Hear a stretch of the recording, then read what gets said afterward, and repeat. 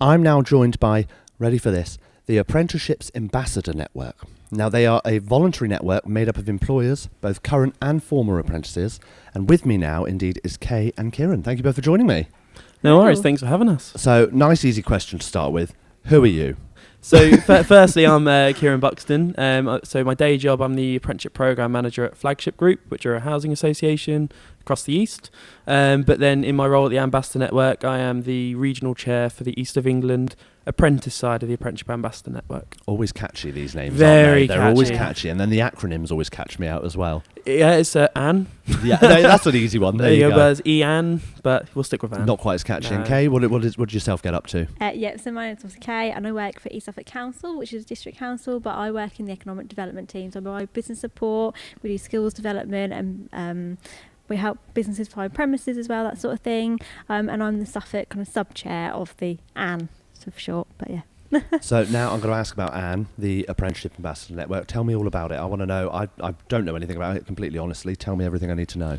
Yeah, sure. I'll start off kicking off a little bit around the national picture. So the Apprenticeship Ambassador Network covers all of England. So it's separated into 9 regions, and it's made up of volunteers, both from employers and also the apprentice side. So in terms of the East of England, as I mentioned, I look after the apprentice side, and you've got someone called Matt O'Connor who looks after the employer aspect. The Ambassador Network is there simply to promote apprenticeships. So the employer's role is to go out there, talk to other employers, engage them with apprenticeships, talk to them about the positives apprenticeships have had to their business.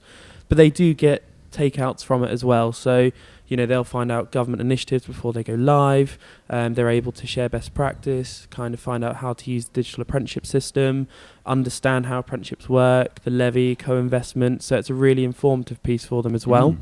For the apprentice side, firstly, the role of an apprentice ambassador is sharing their stories with schools, colleges and other educational establishments, as well as looking at DWPs and other partner organisations. So it's apprentices promoting apprenticeships. Yeah. But again, they get a lot of takeouts from it as well. There's further sort of training in CPD, so that could be around leadership and management, could be finance, budgeting, project management, stakeholder engagement, whatever the apprentices' feedback brings to the table, that's what then is developed both regionally and nationally.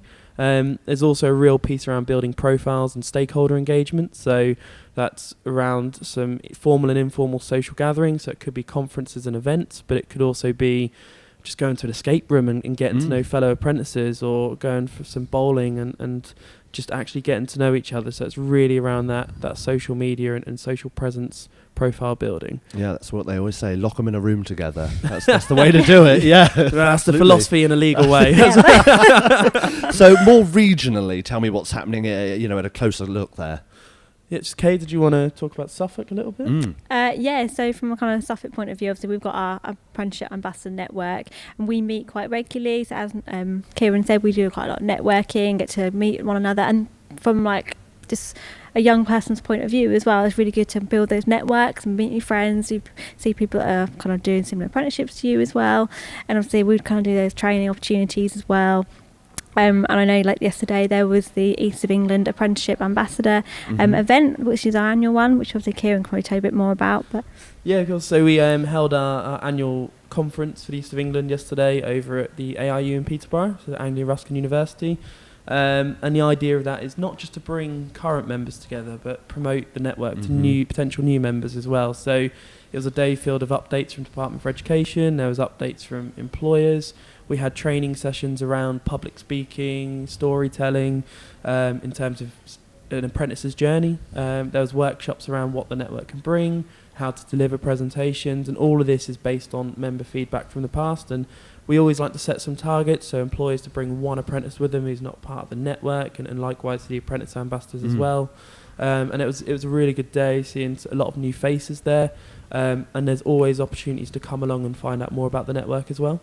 I think that's really important you touch on promotion there, because I know a lot of people can sort of be this one-track mind of school, further education in the sense of college, university, and I think people are happy to take part if they know about these things, and I think so that's really important. What you guys are doing is literally going out there and spreading the word like that. Yeah. I mean, definitely both Kay and I have been apprentices before as well, so Mhm. we're not just promoting something that's there. We've been through it. We've Yeah. walked the walk, talked the talk, all of that stuff. And I think it's certainly been really kind of important to spreading and sending that message. You are your own success stories. Yeah, and that's a lot of what we do when we go into schools and colleges. We go in and tell them our story. That is kind of the presentation we give, and it's just nice to be able to give that personal touch to a lot of people and actually see that career path they can make through apprenticeships as well. So. I think, like you say, that personal touch there is you guys going into schools and seeing that they're like, oh my God, these are human beings.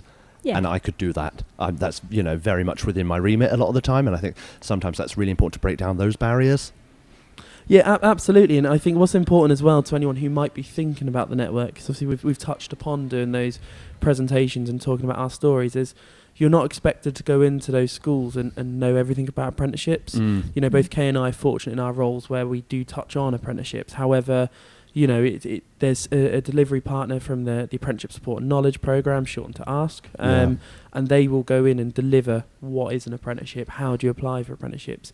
The role of an ambassador is to simply put their story and their touch on it and bring that personal element. Going to schools then, I imagine you get lots of raised hands and lots of questions from lots of inquisitive minds. What are some of the more commonly asked sort of myths or questions that you guys get asked? I tell you one that comes up a lot, and I actually spoke about the Suffolk apprenticeship team the other day, is that they think by not going to uni they're not going to have the same career opportunities afterwards, and also they feel like they're going to miss out on kind of that nightlife as well and that kind of real social experience. So we do a lot of that sort of myth busting about, like, through the network you get to meet lots of other like-minded people, and we do that networking as well. And obviously, like me and Kieren, we've both had quite amazing career paths, I'd say. Yeah, We're promoted absolutely. quite quickly as well, so we kind of put that across to them. So do you guys offer, obviously, support for those that are both employers and an apprentice as well? If these guys are looking for advice and things like this, is that what you're there for? Yeah, definitely. So although we do have the two sort of strands of the network as such, which is the employer side and the apprentice side, it is all one network. Yeah. Again, both Kay and I are quite fortunate because we are employer ambassadors as well as apprentice ambassadors. We offer that dual support personally. So we do support businesses in setting up apprenticeships, in developing their apprenticeships. If they have any challenges or queries, we're there to support them as well. But it's also anyone who's part of the network, they support in what they want to support in and what they can support with. So if someone is there purely as an apprentice ambassador, they very much focus on that promotion as an apprentice piece. If someone's purely there as an employer ambassador, they're there to support fellow businesses. But as a whole, as a network, yes, absolutely, we're there to try and support either development, challenges, or just to kind of spread the word, essentially. And you touched base there on the employer ambassadors. What's the process of an employer speaking to other employers about taking on, they don't take apprentices, but they're looking to start? Yeah, of course. I mean, so firstly, if you're in Norfolk or Suffolk, you're quite fortunate. You've also got the Apprenticeships Norfolk and the Apprenticeship Suffolk service, so you've got multiple layers of support as such. But through the Apprenticeship Ambassador Network, they don't have to be a member to access that support. They can talk to us first. However, if they do want to become a member, they just type into Google, become an apprenticeship ambassador, then they can sign up that way. However, if they were wanting to reach out and find out more, we do have an email inbox that they can come to, which is ean@gmail.com, but there again, if you type it on the website, that will pop up. So all they have to do is just outreach to us via the email and say, look, we're having some challenges, or we really want to start up an apprentice. How do we go about that? And either myself, Karen, the coordinator, or Matt will pick that up initially, and we can either pass it to local employers or local apprentices, depending on what they're looking for. They can also search on social media as well. So we have a Twitter account, we have a LinkedIn account, we have an Instagram account, and all of them are managed by both employer and apprentice ambassadors. And all they have to do is just reach out and ask, even at an event, like today, if there's anyone around the room who's looking for a bit of support. We have got a stand over the far side. So again, if they just come over, we have business cards we can share. I can share advice on the stand as well. But there are forums they can get involved with. So we have regional meetings that take place quarterly over sort of Zoom and Teams. We have in-person get-togethers, both nationally and regionally as well. So it's about picking a forum that they feel comfortable to come and ask those questions. That's great, and I think you touched on it there in the sense of all these options of reaching out. And what I said earlier is people are happy to get involved, but they just need to know about these things a lot of the time. We say about questions from children in schools looking to go into an apprenticeship. I'm curious to know some of the questions that employers might have. Yeah, I think a big one that comes up is about the value they'll actually add to their business. I think sometimes apprentices can be sort of initially viewed as sometimes a bit of a burden. You know, they've got to train them and invest in them. However, it's about making them see the real benefits, and actually you are building your own workforce, you're training them the way you want them to learn as well. So that sort of kind of myth busting like we talked about before with them. It is, isn't it? I think that this is the apprenticeships. There's so many of these myths. There's so many of this pigeonholed into these things, isn't it? You know, I've spoken today about the variety of apprenticeships available, and also that it's not just for young people as well. I know we say about you going to schools, but anybody could take up an apprenticeship at any age, over the age of 16.